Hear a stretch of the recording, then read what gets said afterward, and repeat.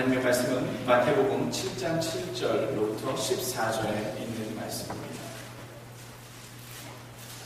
마태복음 7장 7절로부터 14절의 말씀.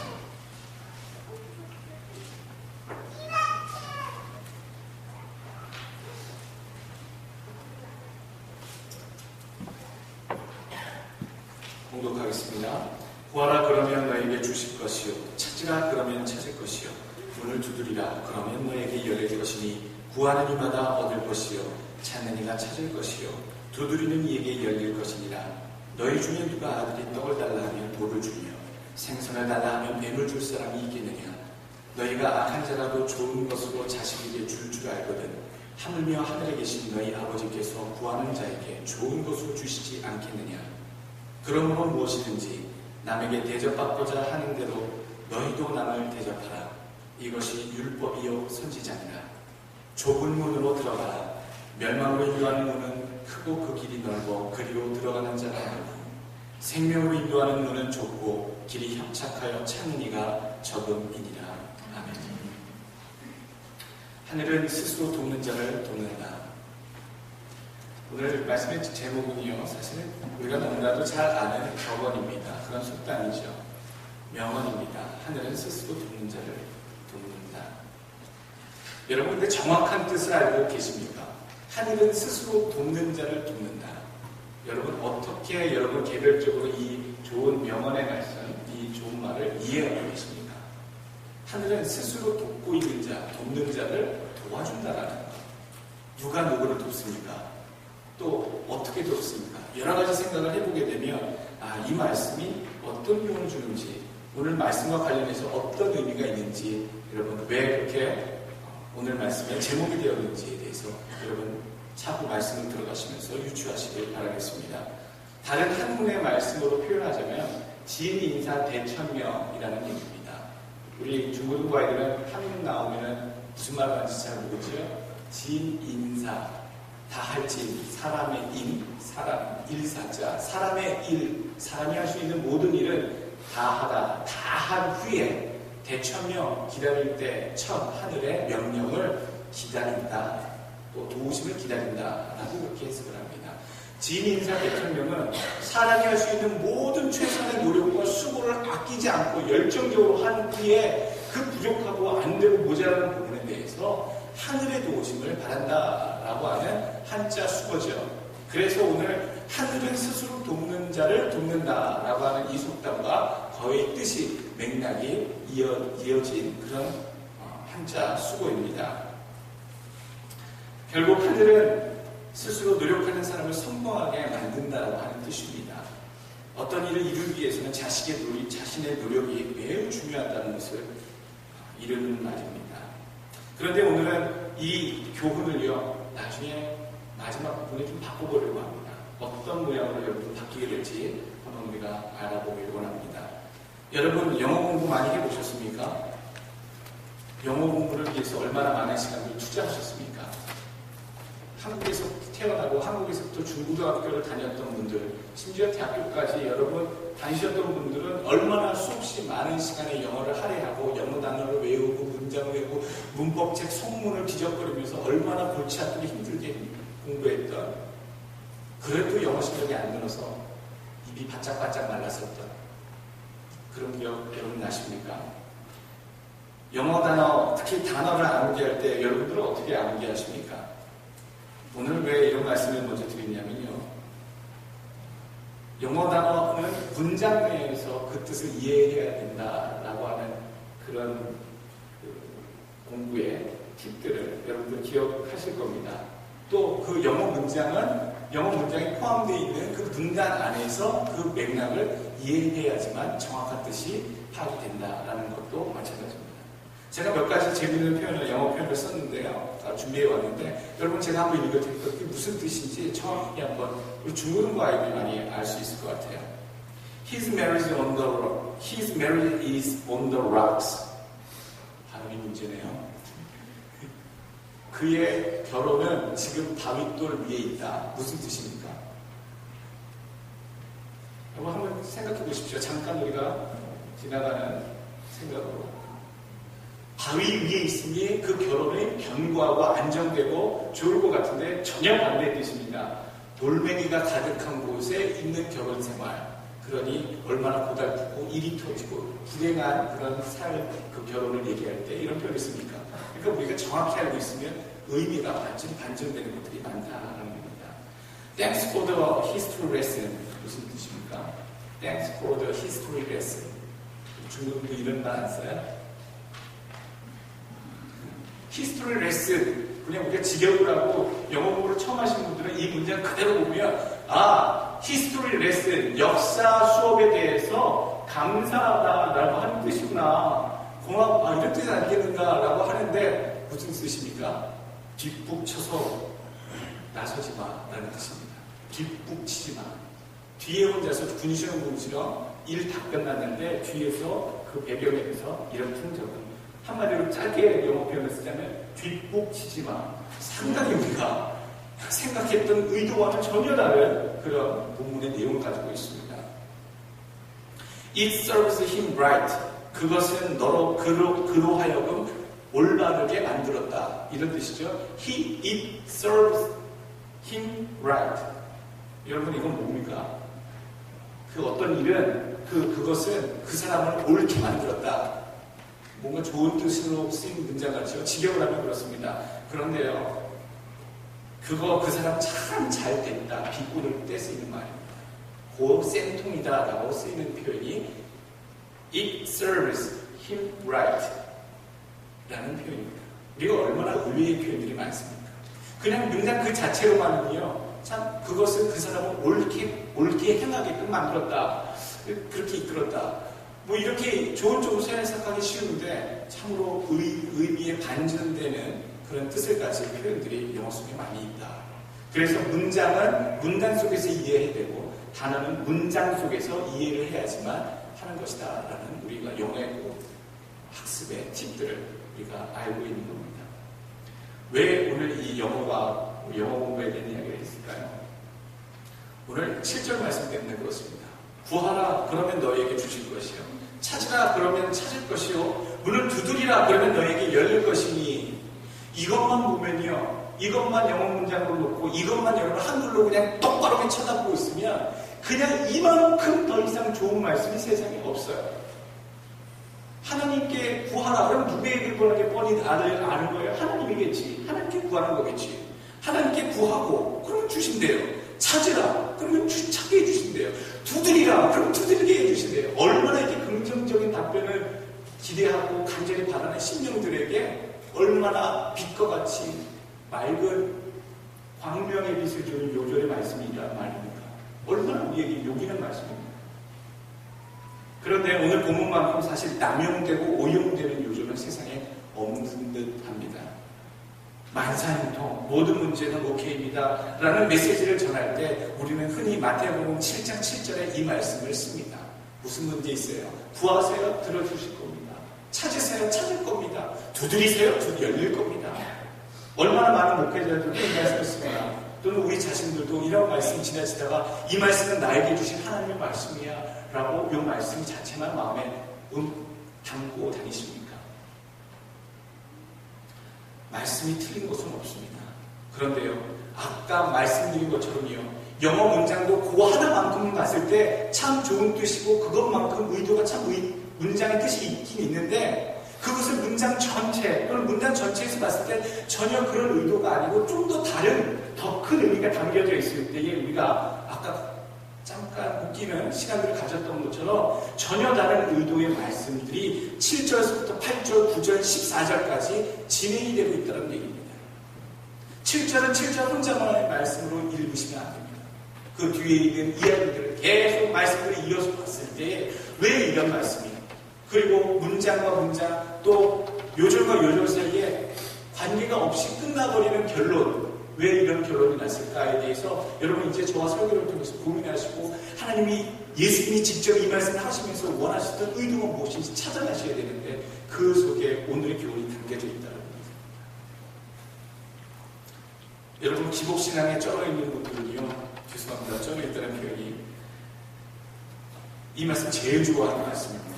기복신앙이 뭡니까? 하나님께 구해서 복받고 잘 되고 성공하는 그런 쪽의 신앙에 완전히 젖어 있으신 분들은요, 이 말씀이 세상에서 가장 좋은 말씀이라 합니다.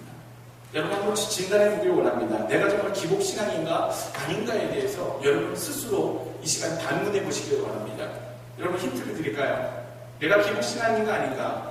내가 기도할 때에 또는 찬양을 할 때에 또는 누가 기도를 나를 위해서 해줄 때나 말씀을 전할 때에 축복의 이야기, 긍정의 이야기, 잘되는 이야기, 약속의 이야기를 해줄 때 아멘을 참 크게 내 것으로 악착같이 하면서도 긍정으로 반응하면서도 도전의 말씀과 자아성찰의 말씀과 또 자기 반성의 이야기, 그 성경에 도전하는 우리의 심령을 향해 말씀하시는 포기해야 될 것들에 의해서 얘기할 때에 아멘 대신에 입이 나오시면 기복신앙의 성격이 짙으신 겁니다.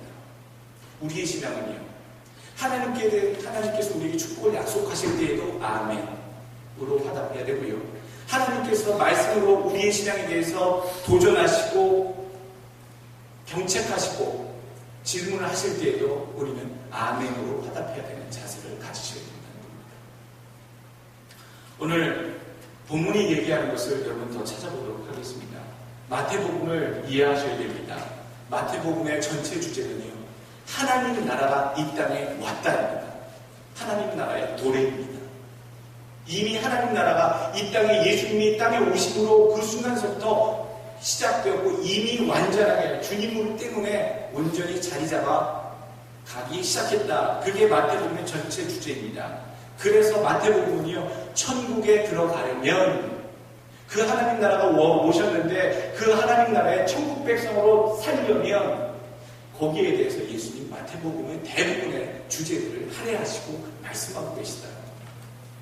오늘 성경책 한번 보시죠. 여러분들 보시게 되면 라이프 성경이나 큐티 성경이나 이런 모든 성경들을 보시고 마태복음 7장 7절서부터 14절까지의 그 문단 나눈 거에 소문단 제목을 보십시오. 뭐라고 되어 있습니까?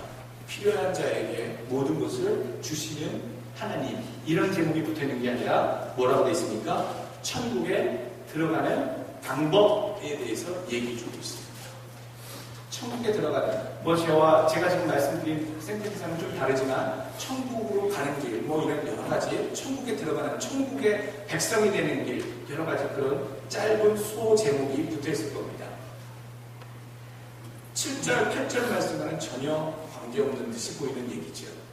천국에 들어가려면 구하고 찾고 두들겨서 그러면 된다는 말씀입니까? 어쩌면 맞을지도 모릅니다. 목사님, 천국에 들어가려면 천국을 구하고 천국을 찾고 두들겨야 되는 거 아닙니까? 여러분, 그거 맞습니다. 맞는데 우리들이 착각에 빠지는 것은 8절과 9절의 말씀 때문에 구하는 내용이 잘못되었기 때문에 7절 말씀 하나만 가지고서는 우리가 천국에 대해 들어가는 백성이 되는 길에 대해서 혼란을 겪는 판단이 선다라는 얘기입니다. 8절 말씀, 9절 말씀, 10절 말씀 한번 보시죠. 9절 말씀, 너희 중에 누가 아들이 떡을 달라 하면 돌을 주며 생선을 달라 하면 뱀을 줄 사람이 있겠느냐. 여러분, 떡과 생선이 무엇을 상징합니까? 이 땅에 살면서 주님께서 필요한 모든 것들 백성들에게 허락해 주셨지요. 특별히 오병이어의 기적들을 보면서 배고픔, 인생에 필요한 것들, 현실의 문제 때문에 고달파하는 그 백성들에게 항상 주님께서는 연민의 미청을 갖고 계셨고, 현실의 문제 때문에, 먹고 사는 문제 때문에 늘 힘들어하는 그런 백성들을 향해 주 안에서 하나님의 뜻 가운데서 저들에게 길을 열어주시고 어떻게 하는 것이 하나님의 뜻인지에 대해서 그것을 해결해 주시려고 하셨던 분이 예수님이십니다. 오늘 그래서 9절, 10절 말씀에 나오는 떡과 생선은요, 현실의 문제에 대해서 얘기를 하는 겁니다. 먹고 사는 문제, 내가 살고 있는 이 땅의 문제, 하나님의 나라 이야기들이 아니라 이 땅의 문제들에 대한 표현이 떡과 생선이라는 거예요.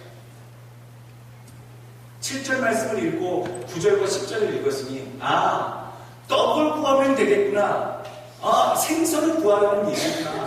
그래, 떡을 구하고 생선을 구하고 사업에 잘 되기를 구하고 직업이 잘 되기를 원하고 아이들이 잘 되기를 원하고 돈 많이 벌어서 부자 되기를 원하고 건강하기를 원하고 성공하기를 원하고 구하면 되는 거야. 할렐루야! 이게 뭡니까? 이게 기복신앙 아닙니까? 이것만 있는 게 기복신앙입니다.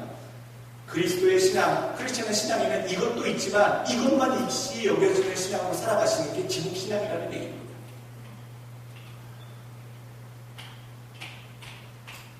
오늘 떡과 생선을 대한 예수님의 비유 때문에 여러분 무엇을 구할까에 대해서 떡을 구하자, 생선을 구하자라고 이 말씀에 적용해서 구하신다면 많은 것들을 사실 놓치고 있는 겁니다.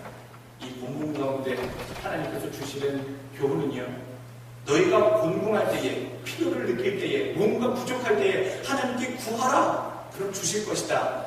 이거는 본문 가운데 이 7절 가운데 나와 있는 절 속의 첫 번째 교훈에 불과합니다. 너무나도 잘 알고 있는. 근데 오늘의 교훈은요, 그 교훈을 넘는 두 번째, 세 번째의 본문 전체 속에서의 교훈을 찾아가야 된다는 얘기지요. 천국에 들어가는 방법을 얘기하는데 떡을 구하고 생선을 구하면 여러분 천국에 들어가는 길이라고 생각하십니까? 왜 예수님은 천국에 들어가는 이 본문의 이야기를 쭉 설교하시면서 떡을 구하는 것, 생선을 구하면 더 좋은 것을 주시는 하나님이시다 라는 비유를 들으셨을까요? 그래서 떡과 생선에만, 이 땅의 현실의 세계에만 관심이 있는 자들의 귀를 쫑긋 움직이게 하시면서 왜 이런 착각에 빠지게끔 인도하시는 듯 이야기를 이끌고 계실까요? 주님의 의도는 사실 그렇지 않습니다. 주님은 세상 사람들이 그저 이 땅의 문제와 현실의 먹고 사는 문제를 해결해 주시는 하나님으로만 하나님을 이해하는 것, 주님은 원하시지 않습니다. 물론 하나님 그렇게 해주시긴 하지만 그것보다 더 큰 하나님의 뜻과 하나님의 축복과 인도하심이 그 백성들을 향해 지금 놓여져 있고 진행되고 있다라고 하는 것을 주님께서는 지금 계속 14절까지 교훈을 주고 계시다는 겁니다. 무슨 교훈을 주시는 겁니까? 무엇을 여러분 지금까지 믿음 생활 하시면서 찾으셨습니까? 여러분 신앙 생활 하시면서 무엇을 그렇게 기도하셨습니까? 결국엔 떡의 내용이고 결국엔 생선의 내용만 구하지 않으셨습니까? 오늘 올바르게 우리가 이 땅에 구하라 했을 때 무엇을 구할 것인가? 찾으라 했을 때 무엇을 찾을 것인가? 두드려라 했을 때 무엇에 대한 문을 열라고 하시는 것일까에 대해서 그 무엇을이라고 하는 목적어를 우리는 이 시간 분명히 찾아야 됩니다. 그 목적어가 떡이나 생선에만 머물러 있지 않습니다. 우리가 찾아야 될 목적어는요, 떡과 생선뿐만 아니라 주님이 원하시는 그 주제를 찾으셔야 된다는 겁니다. 주님이 원하시는 그것이 무엇인지 오늘 12절에 힌트가 나옵니다. 12절 말씀 한번 읽어보시죠. 다 같이 시작. 그러므로 무엇이든지 남에게 대접을 받고자 하는 대로 너희도 남을 대접하라. 이것이 율법이요 선지자니라. 여러분 마태복음 7장 12절 말씀은요, The Golden Law, Golden Rule이라고 하는 황금률이라고 하는 그렇게 불려지는 요절입니다. 금보다도 더 귀한, 금같이 귀한 하나님의 말씀의 축약본이다라고 해서 붙여진 얘기가 황금률입니다. 황금률 치고는 너무 단순하지 않습니까? 그냥 세상의 다른 그런 명언들이나 교훈들처럼 네가 대접받으려면 남을 대접해라 라고 하는 이 요절 하나만 봤을 때는 황금률이라고 하기엔 온 인류가 이것을 황금률이라고 서로 인정하고 받아들이기에 너무나도 깊이가 좀 부족해 보이는 듯한 그런 내용입니다. 12절 하나만 내용을 봤을 때 말이지요. 그런데요, 아까 7절의 말씀도 구하라, 찾으라, 두드리라도 그 한 절만 보지 않고 전체를 봤을 때 무엇을 찾으라는 것인지에 대해서 알게 된다면 7절의 말씀이 그렇게 얕은 그런 요절 말씀이 아니라는 것을 알 수가 있고요. 오늘 12절 말씀도요, 오늘 전체에 대한 내용을 보게 되면 남에게 대접받고자 하면 너도 대접을 해라 라고 하는 단순히 그런 교훈이 인류에게 주어진 황금률로서의 가치가 그 정도뿐만이 아니라 더 깊은 하나님의 뜻이 예수님의 의도가 담겨있다는 것을 오늘 앞뒤 문맥에서 찾아낼 수 있다는 의미입니다. 오늘 8절, 9절, 10절 진행되는 과정을 보십시오. 그리고 주님께서는 떡을 구하고 생선을 구하는 그 일을 얘기해 주시고 하나님께서 아버지께서 구하는 자에게 더 좋은 것으로 주시지 않겠느냐 하면서 그 결과 그래서 너희들은 남을 대접하라고 동사가 결정이 되는 겁니다. 떡과 생선을 구하는 건 내 자아를 위한 내 이기적인 삶의 욕구를 채우기 위한 행동들의 표현입니다.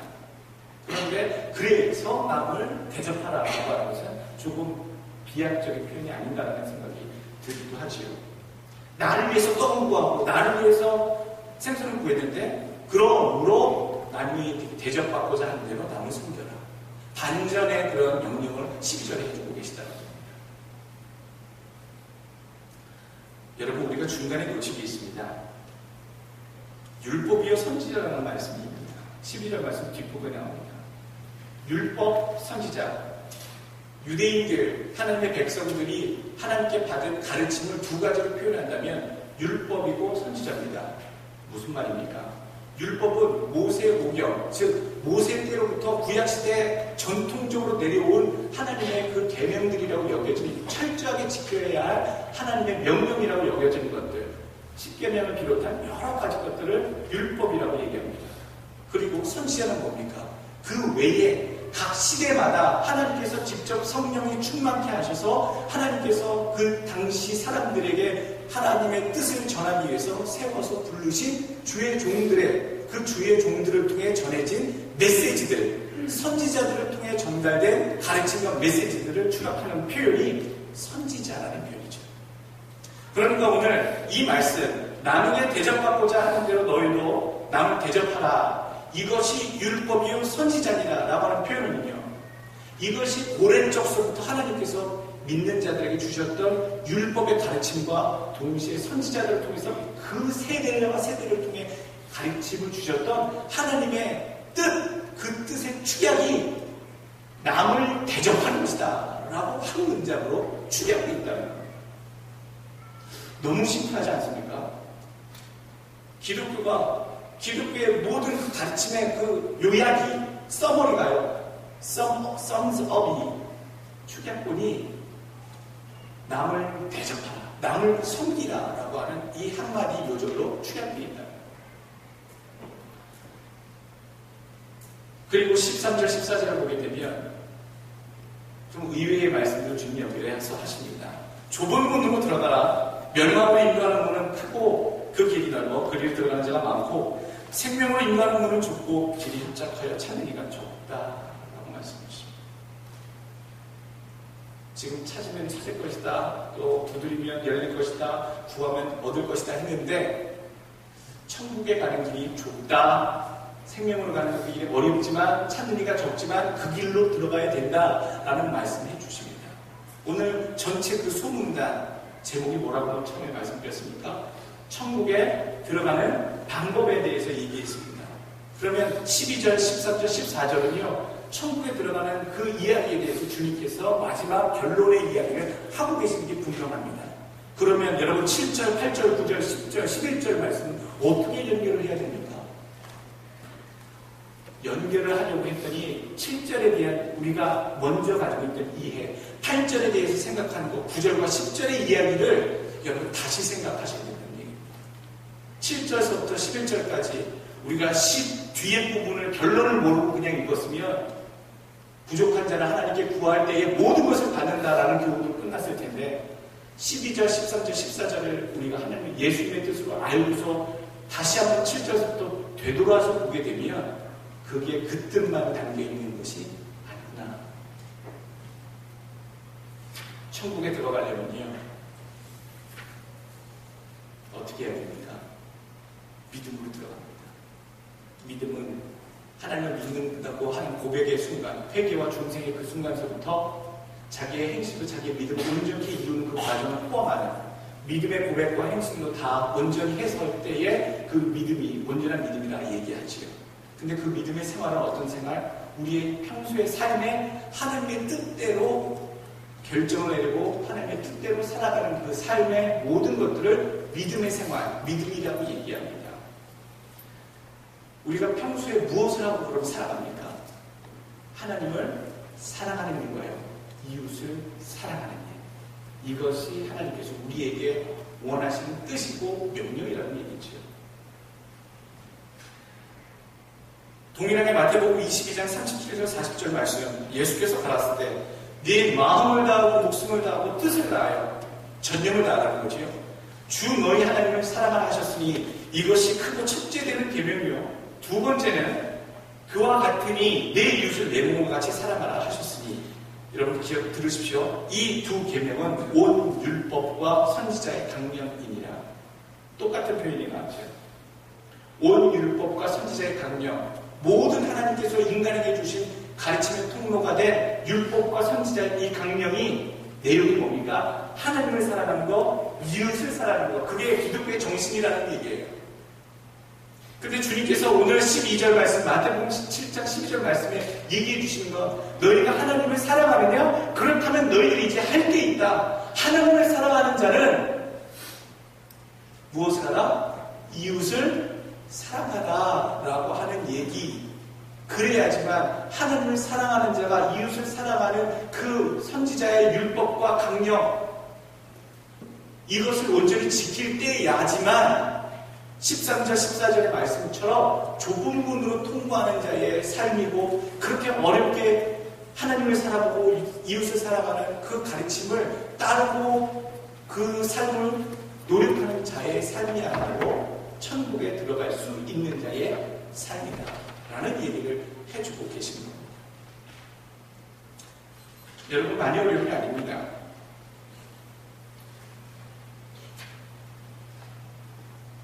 천국에 들어가기 위해서, 그래서 이제 우리가 구해야 될 게 뭔지 그림이 그려집니다. 7절 말씀 처음에 우리가 읽었을 때 우리가 성공을 위해서 구할 수 있겠다, 또 출세를 위해서 구할 수 있겠다, 돈 벌이면 잘 됐으면 좋겠다, 이런 것도 기도하면 하나님 틀어주시겠네, 이런 우리가 틀린 말씀은 아닙니다. 그런데 오늘 뒷부분, 주님의 의도를 정확히 알고 났을 때에 하나님 사랑과 이웃 사랑, 그리고 이웃 사랑이 바로 남을 대접하면서 사는 사람, 삶, 이거에 대해서 주님께서 이게 요점이다, 기독교의 정신이다라고 얘기해 주실 때에 그 마음에 품는다면요, 천국에 들어가기 위해서 우리가 구해야 할 그 무엇들이 이미 그려지기 시작한다는 겁니다. 우리가 구할 것은요, 바로 다른 사람들을 섬기기 위해 필요한 것들을 구하셔야 된다는 겁니다. 하나님을 더 잘 섬기기 위해 하나님이 필요하신 것들을 구하셔야 된다는 얘기입니다.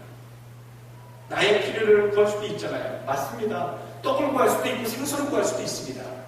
그런데요, 주님께서 얘기하시는 그 의도가 뭡니까? 9절, 10절 말씀 보십시오. 생선을 달라 할 때 뱀을 주는 아비가 없고요, 또 떡을 달라 할 때 돌을 주는 그런 아비가 없다.